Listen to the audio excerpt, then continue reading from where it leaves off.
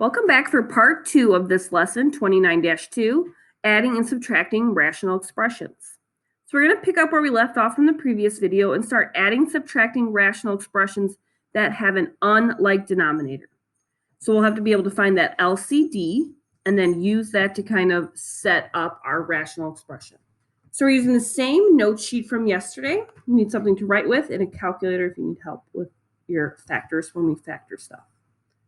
Okay, so day 2 is talking about unlike denominators. So looking at this expression from the example from your book, okay, x minus 2 and x squared minus 2x. Those have different denominators. So as they are right now, we could not subtract these fractions yet. So what we have to do first is find the least common denominator. That's our goal. Okay, so remember when we have a least common denominator, the steps were to factor each denominator. So they took an x out here from the x squared minus 2x. Remember, your LCD looks at what factors do they already have in common and what do they not have in common. So they had the x minus 2 in common, but not the x in common. And the LCD is just all those factors put together. So you would rewrite your two fractions with the common denominator.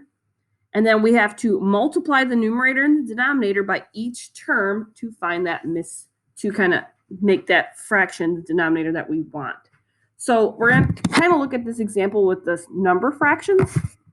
Okay, if we had a denominator for 8, okay, 8 and 3, what is their least common denominator? What's a common multiple that 8 and 3 have?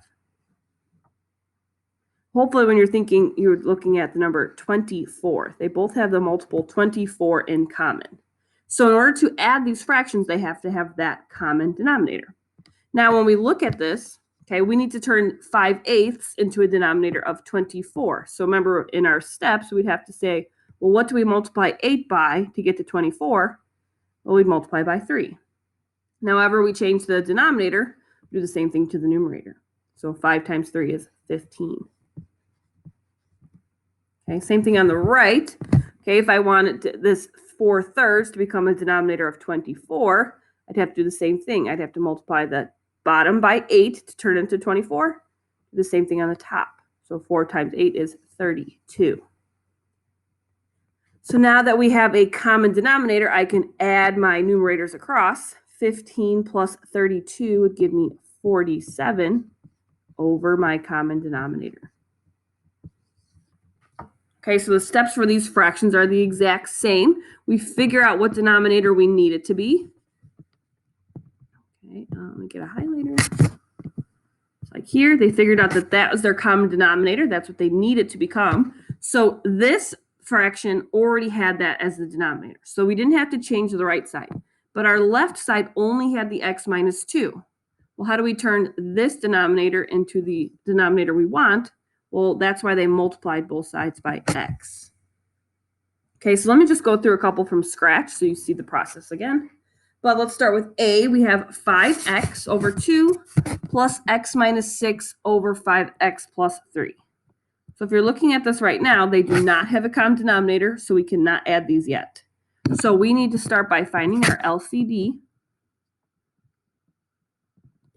Okay, and then we can add and subtract them. So our LCD, remember, is our least common denominator.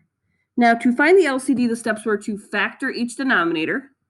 Well, I can't factor 2. It's just a number. And 5x plus 3, I can't factor either. Okay, it's just a binomial. They have no common factors. So when this happens, basically they have nothing in common. So our LCD is just going to be our two denominators put together, like this. Okay, so actually there was nothing to really do besides just kind of smush our two denominators together. So I'm just going to rewrite this using both denominators.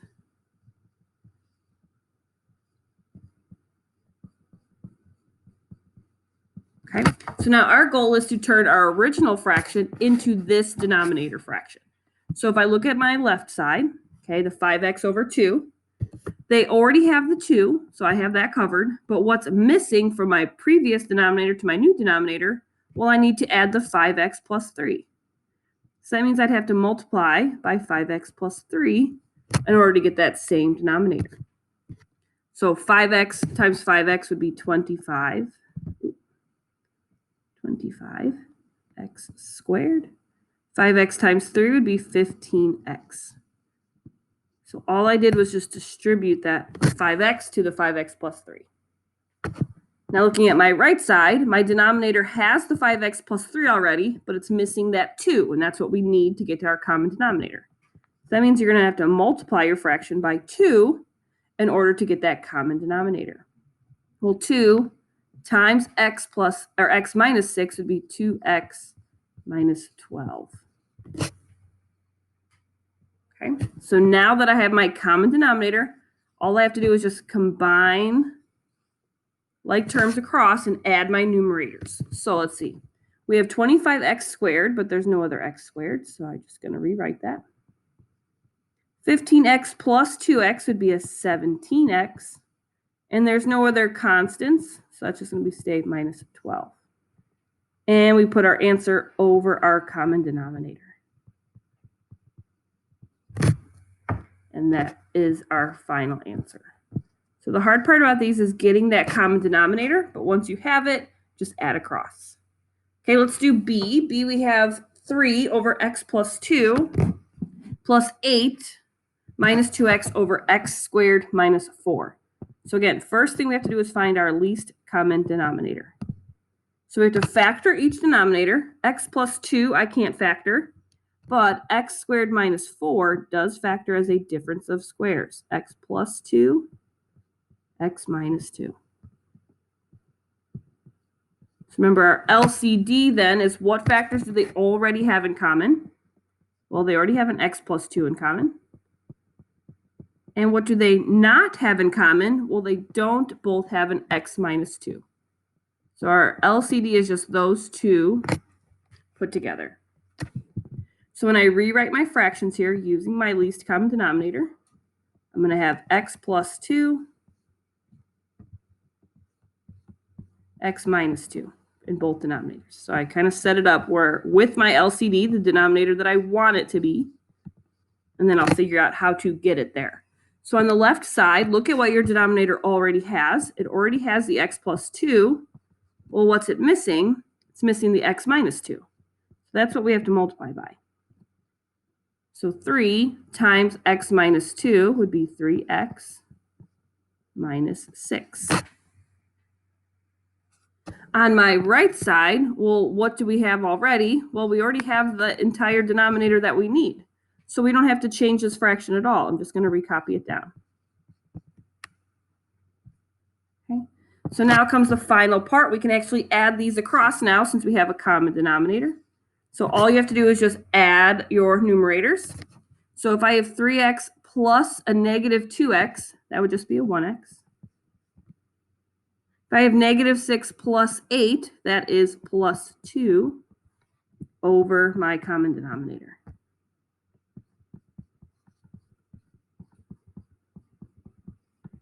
Now this one, we actually do have a little simplifying we can do. This doesn't happen often, but if it does, we can cancel out those x plus 2's, leaving with us just 1 on top and an x minus 2 in the bottom. So final answer. I'm just going to do one more for you guys, get you started on it.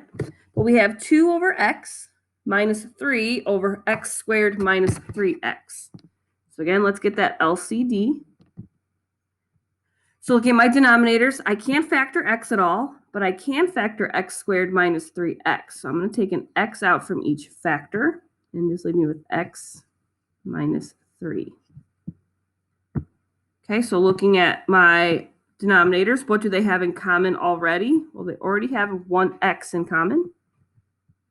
What do they have not in common? They don't have the x minus 3 in common.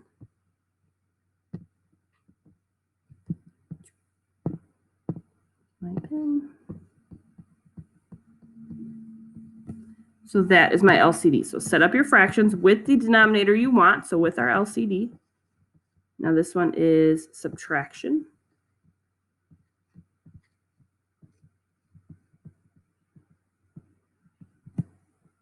Okay. And then we compare our new denominator to our old denominator and see what's missing. So looking at my first fraction, My denominator has the x already, but it's missing that x minus 3. So let's multiply by x minus 3. So 2 times x minus 3 would be 2x minus 6. Okay. Now on the right side, our denominator factored is our LCD. So we don't have to change anything because it already has everything we need. So that's just going to stay 3 on that side. We don't change anything on it. So now that we have that set up, we can go ahead and subtract this time. We're subtracting across. So we have 2x, but there's no other x's, so that won't change. Negative 6 minus 3 is minus 9 over my common denominator.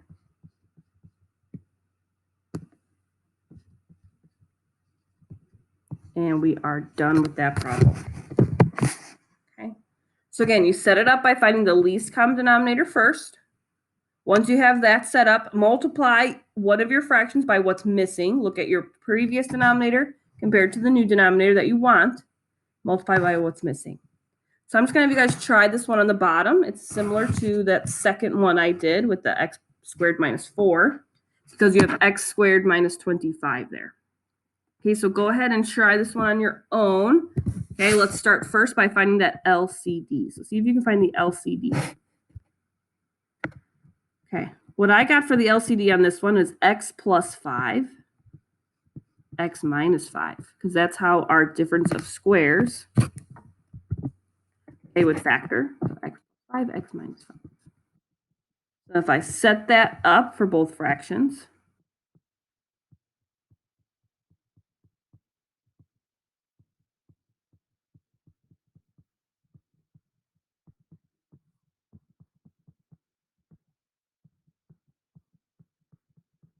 we can finish this off by kind of multiplying by what we need. Now my left fraction, that x squared minus 5, that is our LCD factored out. So this 3x won't change. But on the right side, you do have to multiply that fraction to get this denominator to become our new denominator. So what is missing from our first denominator to make it into the LCD? Well, we have to multiply by x minus 5, right? Because that's what's missing. It has the x plus 5 already, but it's missing that x minus 5. So x minus 5 times 1 would just be x minus 5. So now that we have everything set up, we can go ahead and add across. So let me know what your final answer is. Okay, so I got 4x minus 5 over my common denominator, x plus 5, x minus 5. And we are done. Okay, so adding, subtracting with unlike denominators definitely has a lot more work to it than the previous lesson we did. But just remember your steps. Find the LCD. Multiply your previous fraction with what you want your new denominator to be. So multiply by what's missing. And then once you have your common denominator set up, you just add across.